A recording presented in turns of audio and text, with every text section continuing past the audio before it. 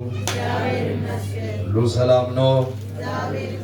ደስ ያለው ሰው ካለ በጌታ መጽሐፍ ቅዱስ የያዛችሁ ሐዋርያት ሥራ ምዕራፍ 12 ከቁጥር 6 ጀምሮ የእግዚአብሔርን ቃል አነባለሁ። አንድ ሰው አማርኛውን አውጡልኝ። አካዘዳ ሆጂን ከሞታ ቦቆና ሁሉ ለምረኮ ሰጃ ካሰረን ዱብሳ ኤዱምቲ ጉያት ሬዲዮስ ጴጥሮስ ኢንቆራሞዳ ኤፋሞዳ ጀለሰነት ጴጥሮስ ፉንጫ ለማንናሜ ሎቱ ለመግዱ እረፈቱ ኤግዶኒ ሞበልበላ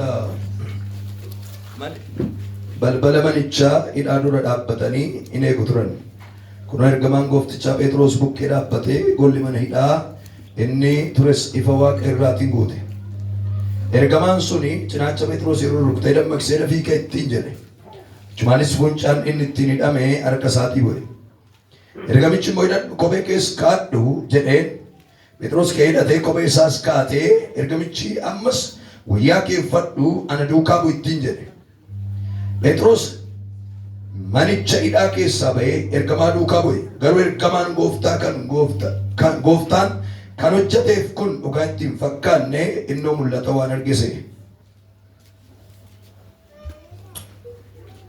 ኤርገምቻ ወጂን ኤዱ ወረዱራ ወረላ መፋድረስ ደርበኒ በልበልቻ ሲቢሊየ ሰመንደረት ባሱ ብረጋን በልበልቹቱ ነምኒት ይህን ቡይን ኢሳኒ በነሜ ኢሳኒስ ገዲባኒ ከራቶኮ እራ ተካ ኤርገዴመኒ ኤርገምቼ አቹማን ጴጥሮስ ብራሶክ ጴጥሮስ ሙስ ኦፍ በሬ ጎፍቲች ኤርገማሳ ኤርጌ ሀርከ ኤሬዲዮሲ ፊ ሀርከ ይሁዶታ ወራ ሀማይሳ እረት ያደን ሁንዱማ አካ ናኦልች አመርጉማም ቤኬራ ጀዴ ክብር ላንተ ይሁን።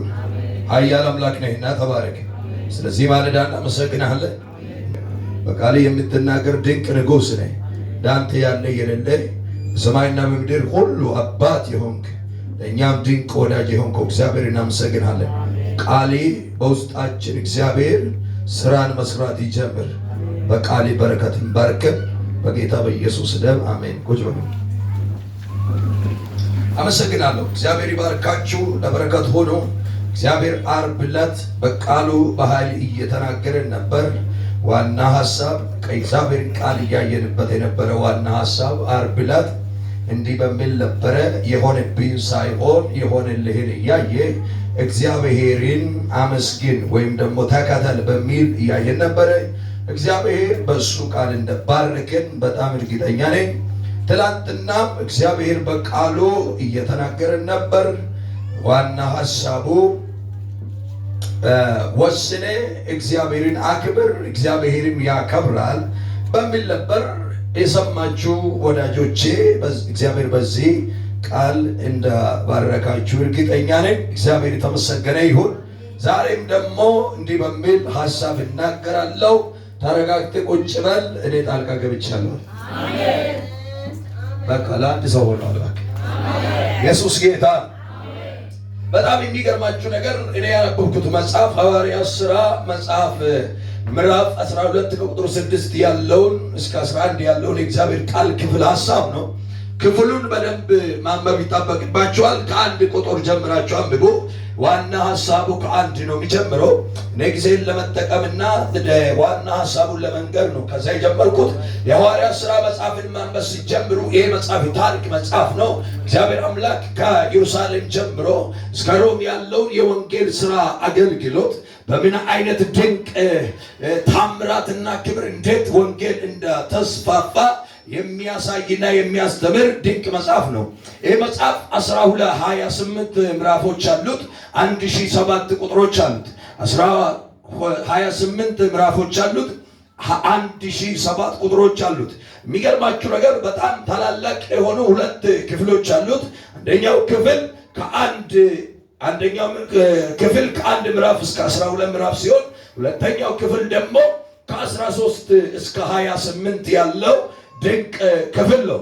በጣም የሚገርማችሁ ነገር አንደኛው ክፍል ሄዳችሁ ስታነቡ ወንጌል ከኢየሩሳሌም እንዴት እስከ አንጾኪያ መስፋፋት እንደቻለ በደንብ የሚያወራችሁ ሲሆን ደግሞ በዚህ ክፍል ላይ በጣም ቦልድ አድርጎ የሚያሳየው ሰው ቢኖር ጴጥሮስ ጴጥሮስ ጴጥሮስ እያለ እየደጋገመ ጴጥሮስን በደንብ ያሳያቸዋል። ከ13 ደግሞ እስከ 28 ከአንጾኪያ እስከ ሮም ያለው የወንጌል ጉዞ ሲሆን በደንብ ቦልድ አድርጎ የሚያሳየን ሰው የወንጌል አገልጋይ ብርቱ ጀግና በክርስቶስ ኢየሱስ የዳነውን ድንቅ ሰው ጳውሎስን በደንብ ያሳያቸዋል። በጣም የሚገርማችሁ ነገር ይህ 12ኛው ምዕራፍ ስለ አንድ ሰው ታሪክ ይነግራቸዋል። ይህም ታሪክ ስለ ጴጥሮስ ነው። ጴጥሮስ የሚባል ሰው እስር ቤት እንደገባ ያሳያቸዋል። ምክንያቱም ደግሞ ያዕቆብ የሚባል የዮሐንስ ወንድም በዚሁ ሀገር ውስጥ በአይሁድ ውስጥ በክፉ ንጉሥ በሄሮድዮስ በሚባል ሰው ተይዞ እስር ቤት ገብቶ አንገቱ እንደተቆረጠ መጽሐፍ ቅዱስ ይነግራቸዋል። አንገቱ ከተቆረጠ በኋላ በጣም የሚገርማችሁ ነገር አይሁድን ደስ እንዳሰኘ ንጉሡ ባየ ጊዜ ንግስናውን ለማስቀጠል ጴጥሮስ ይያዘ ይላል። እዚህ ብላችሁ የሆነ ሰው ላይ የሰራው ነገር በአንተ ላይ አይሰራም። አንተ አሜን በለው ይበልና ያስጨነቀ እኮ በቃ ተራው ያንተ ነው እኮ። ከዚህ በኋላ ታስጨንቀዋል። እየተራመድክ በኃይል ታስጨንቀዋል። በኃይል እየሄድክ ታስጨንቀዋል። አሜን ነው ወይ? አሜን ነው ወይ? አንተ በእግር እየሄድክ በሞተር እየሄደ አይደግምም። ከዚህ በኋላ ተራው ያንተ ነው ይልሃል እግዚአብሔር።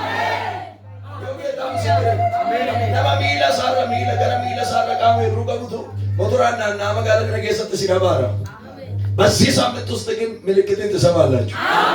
ቶርቤን ይታርኩን ቶርቤ ምልክታት ምልክት ነገሱ ዋቀዩ ታምራትን ትሰማላችሁ።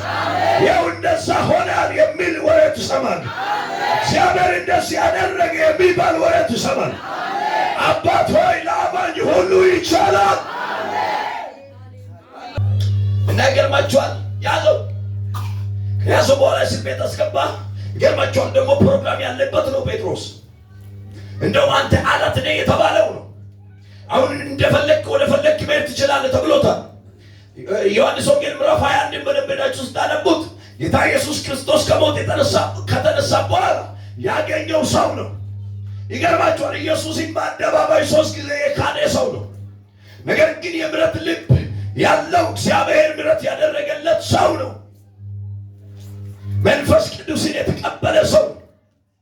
የቤተ ክርስቲያን ራስ የተባለ ሰው ነው። ደግሞ የቤተ ክርስቲያን ራስ ነው የተባለ። ራስ የሆነ ነገር አይመታም። እቲ ሲደር በዋቀየቱ ገለ መከና ማታን ይልኩ ደግሞ አንተ ራስ አይመታም። አንተ እግዚአብሔር ሊመታ የተነሳውን ዘንዶ ይቀጣል። ያዘው ይላል። አይሁዶች ያዕቆብ በመሞት ደስ ብሏቸዋል። እንጆ ያደርጋሉ ሰዎቹ። ሰው ሲሞት ይደሰታሉ። ንጉሥ ነው ደግሞ ያዘው። ንጉሡ ደግሞ ስልጣኑን ለማስቀጠል ሕዝቡ ደስ ሊሰኝበት ይገባ ስለነበር ያዘው ጴጥሮስ ሲገባ ግን እንደ ያዕቆብ አልነበረም። አሜን። ፕሮግራም ተጭኖበታል። ሰማይ ፕሮግራም አጀንዳ አለበት። ታገለግላለህ ተባለ እንጂ ትሞታለህ ተባለ። አሜን። ከዛስ ወደ እስር ቤት አስገባው። በሰንሰለት አሰሩት። የሚገርም ነገር በሰንሰለት ታስሮ በሁለት ሰው ደግሞ ከግራና ከቆን ይጠበቃል። ቢታምር ከሳነ መለማን ሞሌ ገማ ወደ በልበላይ ገሪሞ በልበላይ በጣም የሚገርማችሁ ነገር ባየ ከነማጀ ኩተት አፉር ለርቱ አፉር ከነም ጀላል ቀባሪ ነው። የአራት ጭፍራ ማለት አንዱ 4 ወታደር ያለው ማለት አንዱ ጭፍራ 4 ወታደር አለው። ስትደምሩት 20 ሰው ነው የሚጠብቀው ጴጥሮስ። አንዱ ጭፍራ 4 ወታደር አለው። ከጭፍራው ጋር 5 ነው። በአራት ስታባዙ 20 ወታደር ነው የሚጠብቀው። ተራ በተራ ነው የሚጠብቁት። ነገር ግን ስለ ጴጥሮስ ቤተክርስቲያን ደግሞ ይጸልዩ ነበር። የነ ያዕቆብ እናት የነ ማርቆስ እናት ጋር ኃያል የሆነ ጸሎት አለ። ጴጥሮስ ሞቷል። አሁን ደግሞ ያዕቆብ ሞቷል። አሁን ጴጥሮስ መሞት የለበትም የሚባል ጸሎት አለ። አይገርምም? እግዚአብሔር ሰማቸው። አሜን ነው። ዋቀዮ ሳናገ ሀልከኒስ ኤርጋማ ሳደርጌ መልአኩ ላከላቸው። ወገኖቼ ተረጋግተን ተቀመጥ። በመናወጥ ውስጥ የሚመጣ ምንም ነገር የለም፣ በመታመን እንጂ። ብትናወጥ ምን መታወጣ? ብትታመን ግን እሱ ይረዳል። አሜን። ተረጋጋ። ረጋጋት አስፈላጊ ነው። ገምጀን ይጅራችሁ ባይበር ባቺሳራ አሜን። ገምጀን ይጅራ ወረ ገምጀን ይተዋርገቱ ዋቀዮ ጌሳ አሜን። የተረጋጉ ሰዎች ከእግዚአብሔር አንዲች ነገር ይቀበላሉ። አሜን። በትፈጥር ከእግዚአብሔር በላይ አትፈጥርም አንተ። ስለዚህ አንተ መፍጠር ከፈለክ እግዚአብሔርን ነው መጠጋት ያለብህ። ያኔ ኃይል ብርቱ ይሆናል። ያ ደካማ ሰው ብርቱ ይባላል። አንተ ኢያሱና ካሌብ እኮ በደከሙ ጊዜ እኮ እኛ አሁን ብርቱ ነው። ብዙ ሰዎች ተስፋ ቆርጧል። በቃ ከዚህ በኋላ እንደውም ሄደን አይተን የመጣ ነው አሉ። እንደ እንጀራ ሁላ ሊበሉን ይችላሉ አሉ። በጣም የሚያስፈሩ ናቸው፣ ታላላቅ ህዝብ ናቸው አሉ። እኛ እነሱ ጋር ስንታይ እንደውም እኛ አንበጣ ነው የምንመስለው ሲል ኢያሱና ካሌብ ነው አለ። ወይ ኪዳን አለን እግዚአብሔር ብሎናል። አሜን። እኛም እንደ እንጀራ እንበላችኋለን። አሜን አሜን። ለምን ከተባለ እግዚአብሔር ኪዳን ሰጥቶናል። ካኩኑ ከነረዋ ቀየናል። አየ እውነት ነው። ያዩት ነገር ትክክል ነው። ዋንቲ ሳነርገን ስሪ ወሪ ኢላለን ይርገሱ ስሪ ያርገን ቃማን እስራኤሎን ሳምብረት ነው ወረካናን ብረት በከነዓኖች ዘንድ እስራኤል በጣም ትንሽ ናቸው። እይታቸው ትክክል ነው። እይታው ግን አቅም የሚኖረው ትክክለኛ እይታ የሚሆነው እምነት ሲኖርበት ነው። ሰዎቹ እይታውን በእምነት ቀየሩት። አዎ ትክክል ነው። ነገር ግን እግዚአብሔር እንደ እንጀራ አድርጎ ይሰጠናል። እንበላቸዋለን።